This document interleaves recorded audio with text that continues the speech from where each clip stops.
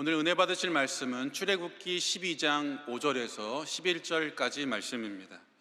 출애굽기 12장 5절에서 11절까지 말씀을 다 같이 봉독하겠습니다. 너희 어린 양은 흠없고 1년 된 수컷으로 하되 양이나 염소 중에서 취하고 이달 열 나흘 날까지 간직하였다가 해질 때에 이스라엘 회중이 그 양을 잡고 그 피를 양을 먹을 집 좌우 문설주와 임방에 바르고 그 밤에 그 고기를 불에 구워 무교병과 쓴나물과 아울러 먹되 날 것으로나 물에 삶아서 먹지 말고 머리와 다리와 내장을 다 불에 구워 먹고 아침까지 남겨두지 말며 아침까지 남은 것은 곧 불사르라. 너희는 그것을 이렇게 먹을지니 허리에 띠를 띠고 발에 신을 신고 손에 지팡이를 잡고 급히 먹으라. 이것이 야훼의 유월절이니라. 아멘. 귀한 찬양을 감사드립니다. 인사 나누겠습니다. 오늘은 참으로 좋은 날입니다. 사랑의 예수님이 우리 함께 계십니다. 기도드립니다.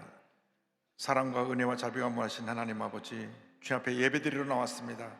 진정한 예배자가 되어 오늘 주님의 은혜를 모두가 체험하는 복된 은혜의 시간 되게 하시고 하나님께만 영광 돌리는 축복의 시간 되게 하여 주옵소서. 예수님의 이름으로 기도 올리옵나이다. 아멘. 사랑하는 자여 내 영혼이 잘됨 같이 내가 범사에 잘되고 강건하기를 내가 간구하노라.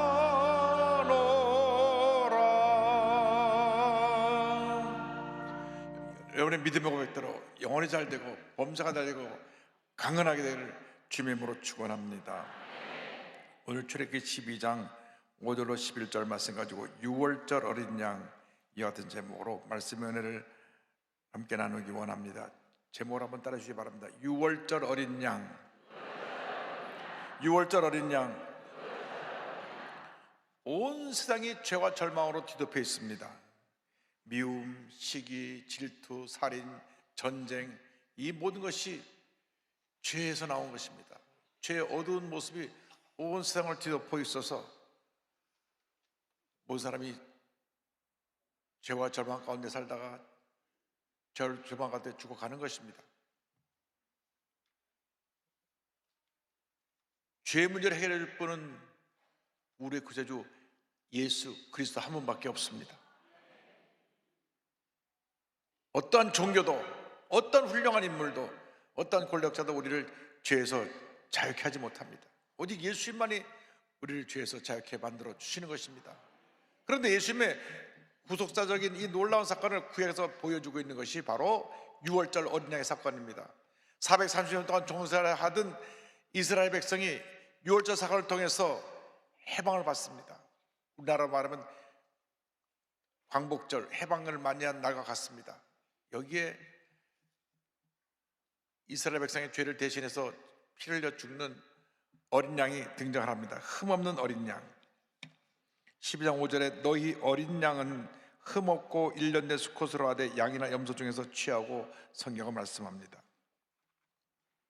하는 명령을 따라서 모든 이스라엘 백성들이 가족 수에 맞게 흠없는 수컷 어린 양을 준비합니다.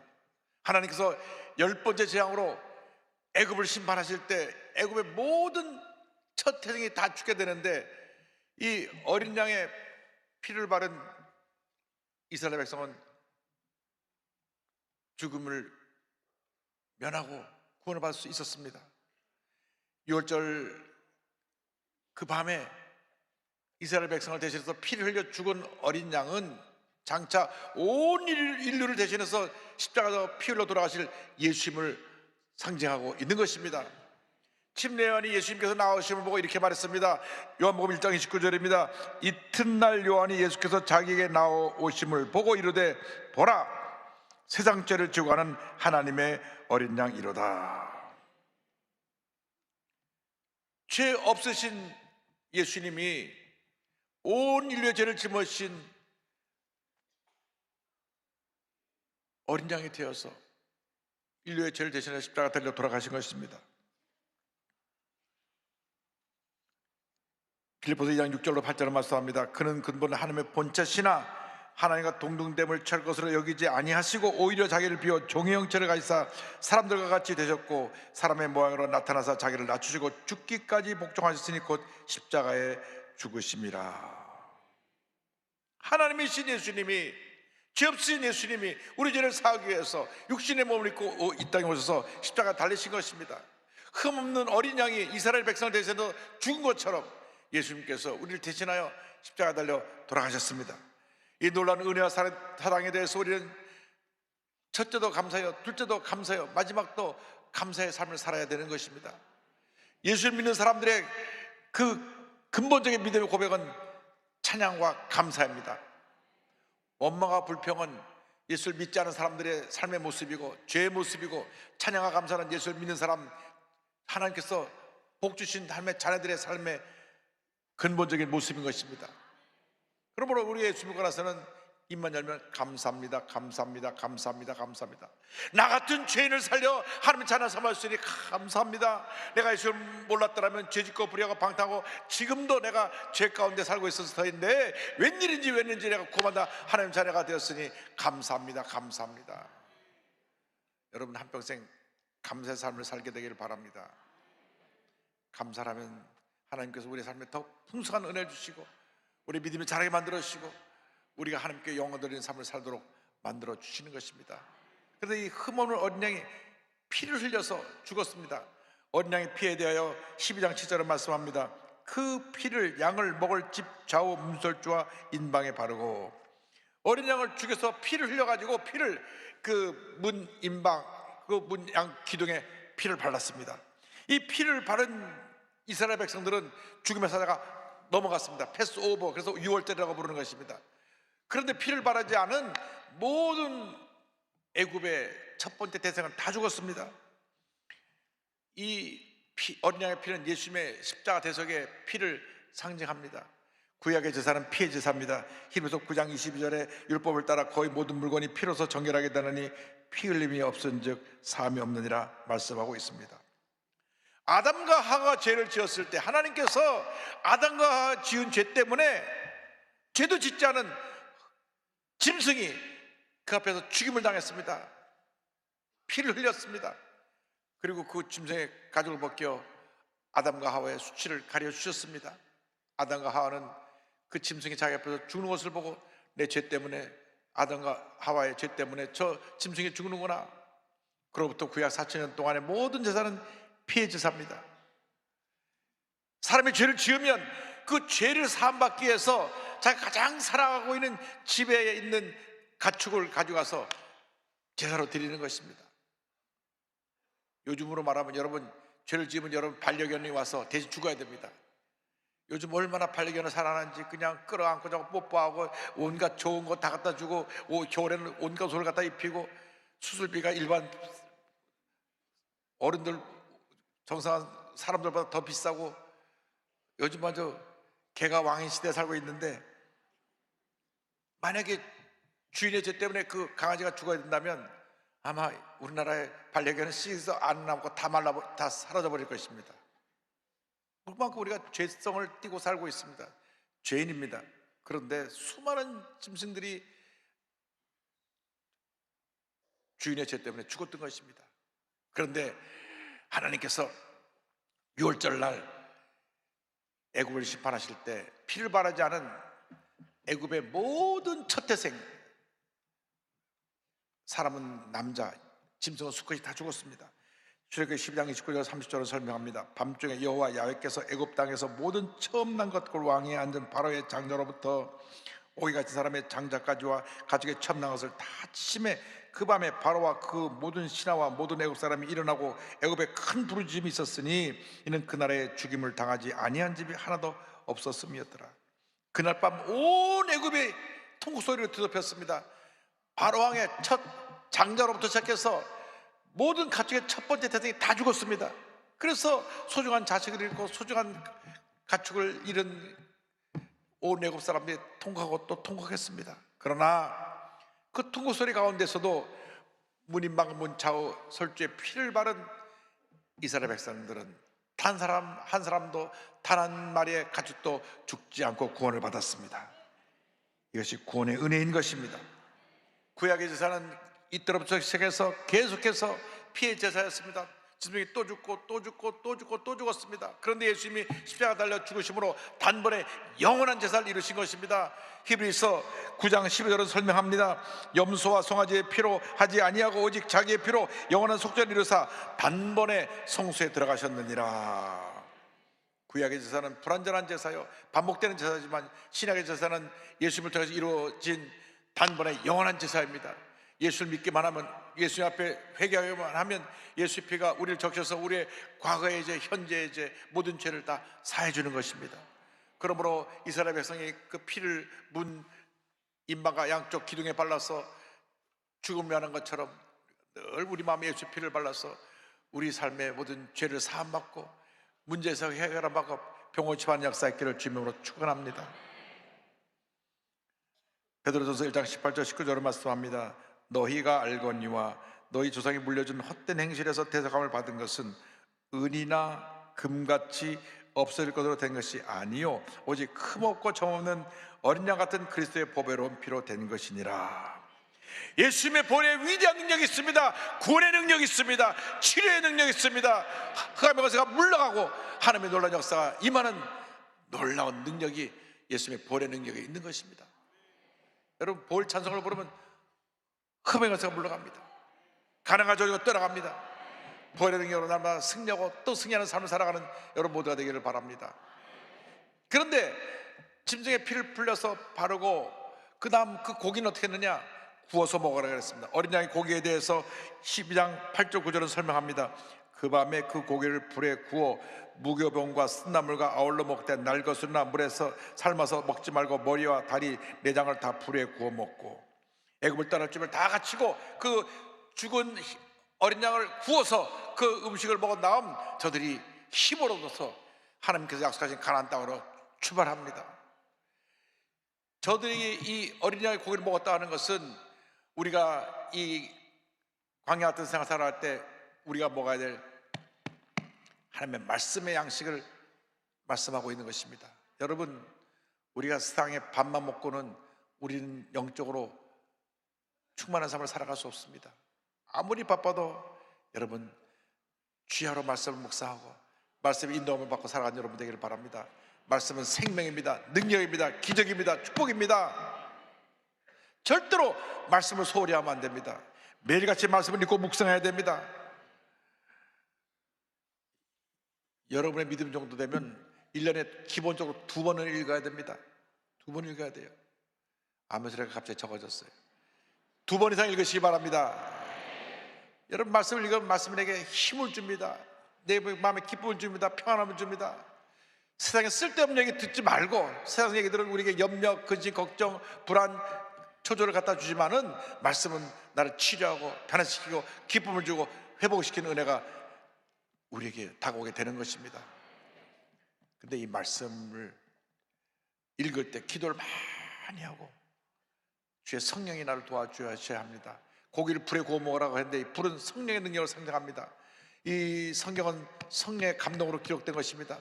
그러므로 말씀을 읽고 기도할 때 성령이 나를 감동시켜서 내게 하나님의 은혜를 갖다 주는 것입니다. 말씀과 성령으로 충만하면 내 마음의 어두운 그림자 떠나버리는 것입니다. 내 마음에 평안함이 임하게 되는 것입니다. 치료 회복이 임하게 되는 것입니다. 말씀이 내게 임하면 내가 모든 결박에서 노인함을 받게 되고 가슴을 펴고 당당하게 믿음으로 전쟁에 나갈 수가 있게 되는 것입니다. 사람들이 말씀이 없으니까 세상의 얘기를 듣고 불안해하고 염려하고 걱정하는 사람이 너무나 많습니다. 불안, 염려, 근심, 걱정 다 내려놓고 말씀을 붙잡고 나가는 여러분 되기를 바랍니다. 그런데 무교병, 누룩 없는 떡하고 쓴나물을 같이 먹으라 그랬습니다. 누룩 없는 떡이라는 것은 우리가 주님 앞에서 정결한 삶을 살 것을 의미합니다. 누룩이라고 하면 뭐냐면 빵을 부풀리는 이스트 같은 것입니다. 그런데 그것이 들어가서 빵을 부풀리는데 못이 순수한 빵에 다른 것이 추가되지 않은 상태로 그냥 있는 빵을 먹으면 좀 딱딱합니다. 무교복은 딱딱합니다. 그런데 그것은 뭘 의미하냐? 신앙의 순수함을 의미합니다.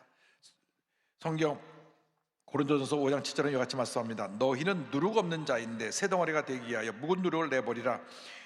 우리의 유월절지 않고 그리스도께서 희생되셨느니라.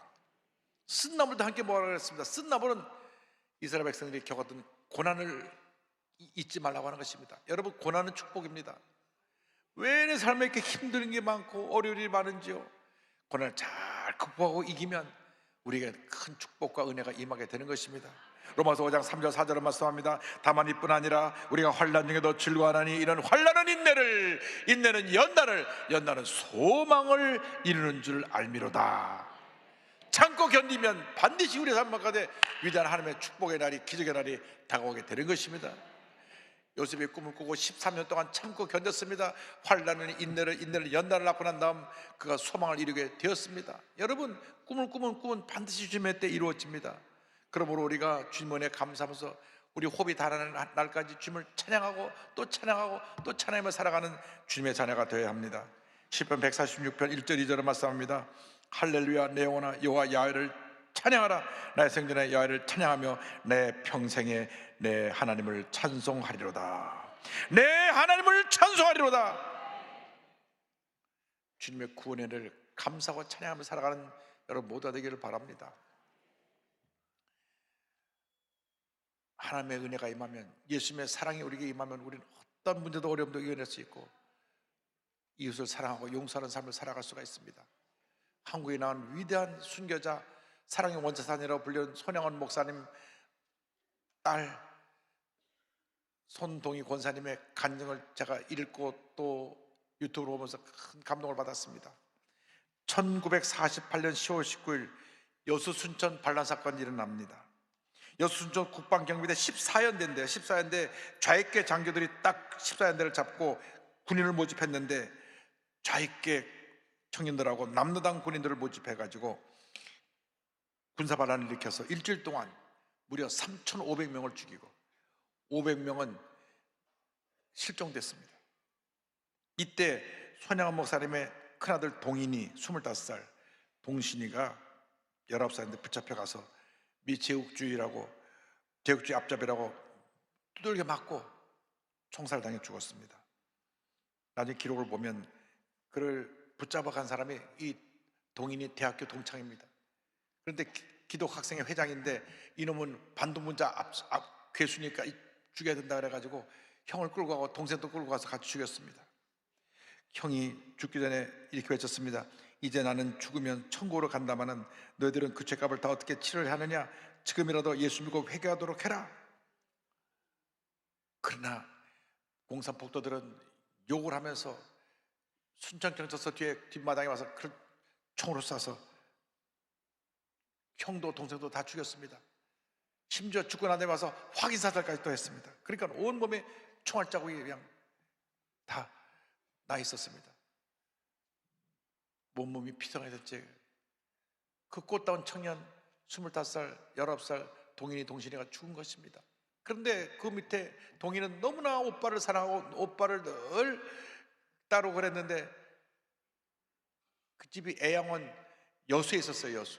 그리고 오빠들은 순천에 와서 하숙집에서 공부를 하고 있었는데 여수 순천 거리가 약 36km 정도 됩니다. 오빠가 죽었다는 소식을 듣고 오빠한테 가려고 하니까 모든 차편이 다 끊겼어요. 36km 되는 그 거리를 그냥 달려가지고 여수에서 순천까지 달려서 오빠 시신 있는 곳을 갔습니다. 소녀 목사님을 아는 분들이 그 시신을 갖다가 뒷산 논 구덩이에 옮겨놨는데 가만히 덮인 그 오빠의 시신을 열어보니까 온몸이 매를 맞아서 막 피청이 되고 총알이 막 이마 여러 군데 총장이 나서 피청이 되어 죽어 있었습니다. 오빠를 너무나 사랑했던 동이가 울부짖으면서 하나님 앞에 항의합니다.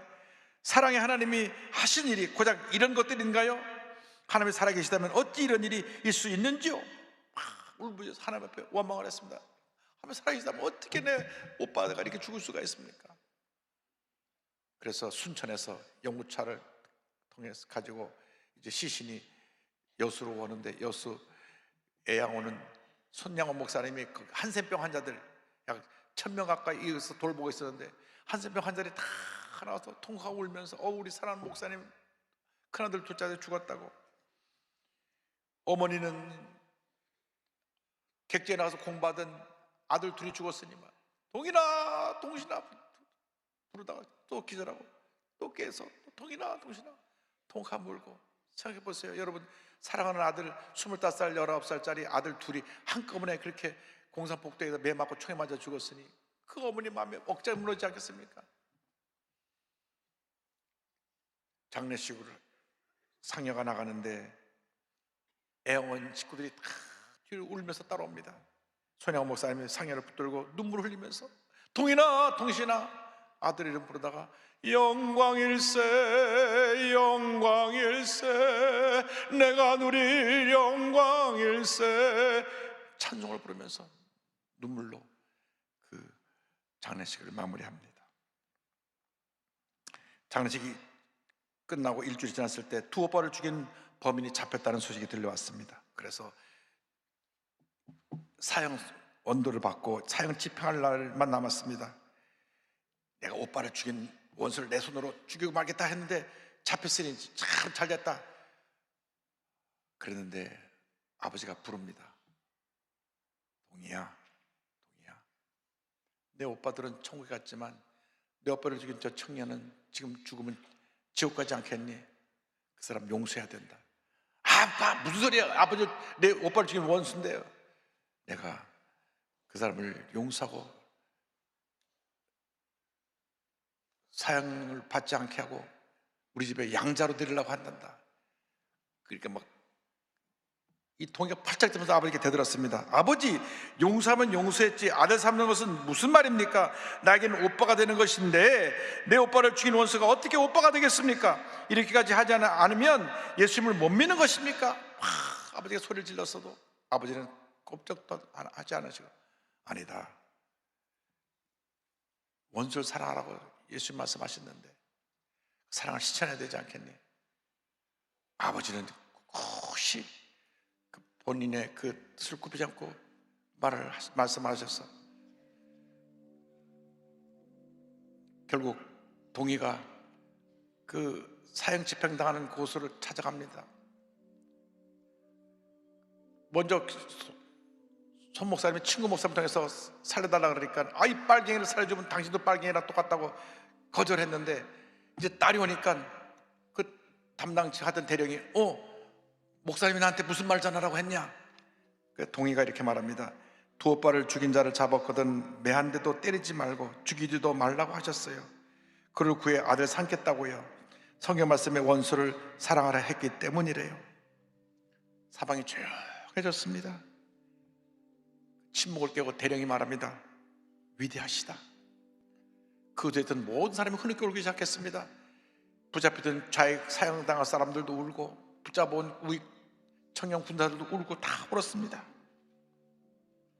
그러나 그 사람을 집에 양아들로 데려왔지만 동이는 절대로 자기를 죽인 원수를 그 사람을 자기 오빠로 인정할 수가 없었습니다. 오랜 시간 동안 마음에 원수로 품고 삼았습니다.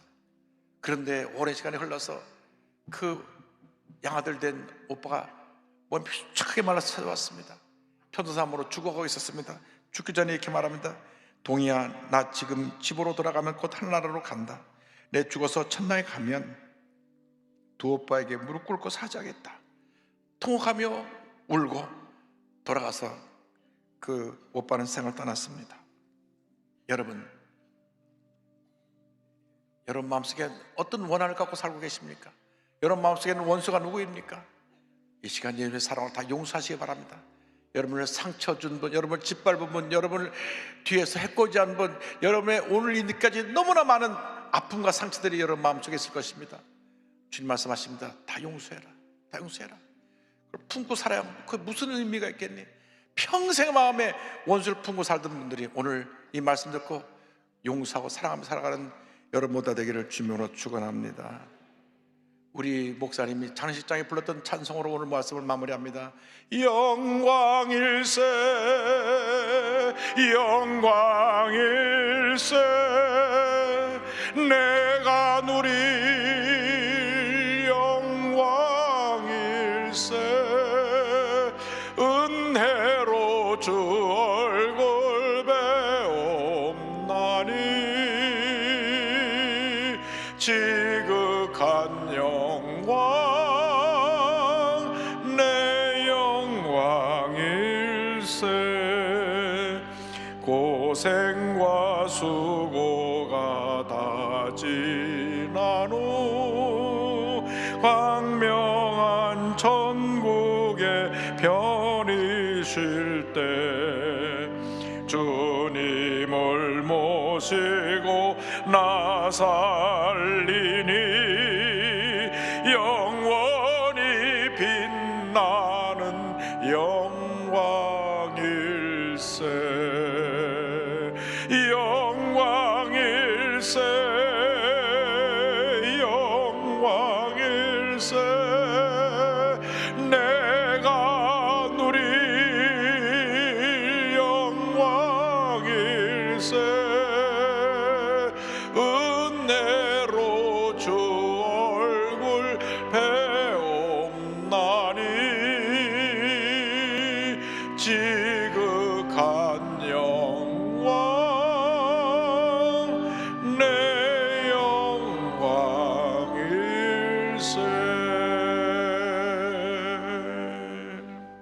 기도드립니다. 사랑의 머신 하나님 아버지,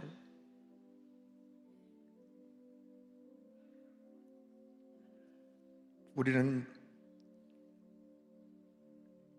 절대 용서하지 못하고 그저 마음에 상처와 아픔 품고 미움과 분노를 감추고 살아왔습니다. 자라나면서 부모에게 받았던 상처들도 있고 불행한 결혼 생활로 남편과 아내에게 받았던 상처도 있고 속속에는 자녀를 통해서 받은 상처도 있었습니다. 또 믿었던 친구에게 배신도 당했고 가까웠던 지인에게 억울한 일 당한 적도 있었습니다. 그것이 다 마음의 상처가 되고 분노가 돼서 마음 한구석에서 늘 나를 괴롭혔습니다. 주님, 이 시간 주님 앞에 다 내려놓기 원합니다. 예수님은 우리 죄 때문에 돌아가셨는데, 아무런 죄 없는 예수님이 우리의 죄를 다 안고 돌아가시는데 우리는 값없이 용서함을 받고도 남을 용서하지 못하고 늘 분노하며 불안 속에서 아픔 속에 살았던 죄들입니다. 주님 용서하여 주옵소서. 오늘 시간 모든 상처, 아픔, 미움, 분노를 내려놓고 주님의 사랑으로 치료하고 변화받는 저희 모두가 되게 하여 주옵소서. 예수님의 이름으로 기도 올리옵나이다. 아멘. 아픈 자리에 손 얹고 가슴에 손 얹고 기도합니다. 사랑과 은혜와 자비가 원하신 하나님 아버지, 믿음으로 손 얹고 기도하오니 주님 안수하여 주옵소서. 나사렛 예수 그리스도의 이름으로 명하오니 심한 두통, 불면증, 우울증, 뇌리대 각종 정신질환을 묶음을 놓고 떠나갈지어다. 눈과 귀와 목의 모든 질병은 떠나갈지어다. 어깨 척추, 허리, 관절의 병이 물러갈지어다. 심장병, 위장병이 떠나갈지어다. 고혈압, 당뇨가 물러갈지어다. 악성 종양과 암은 떠나가라. 피부병, 난치병, 불임증은 물러갈지어다. 마음의 깊은 상처, 마음의 절망, 고통, 괴로움, 과거의 실패에 대한 트라우마, 이 모두가 다 묶음을 놓고 떠나가라. 자녀를 위한 기도가 응답될지어다. 가정에 하나님의 은혜가 임할지어다. 직장과 사업에 하나님의 은혜가 임할지어다. 모든 기도의 제목이 주의 뜻 가운데 응답될지어다. 기도하고 구하선 받은 줄로 믿어라. 감사하고 예수님의 이름으로 기도 올리옵나이다. 아멘. 지금은 우리 구세주 예수 그리스도의 무한하신 은혜와 하나님 아버지의 큰 넓으신 사랑과 성령의 감동감화 인도고통 충만하게 하시며 용서하고 사랑하며 살기로 결심한 주님의 귀한 백성들 위해 지금도 영원토록 함께 있을지어다. 아멘.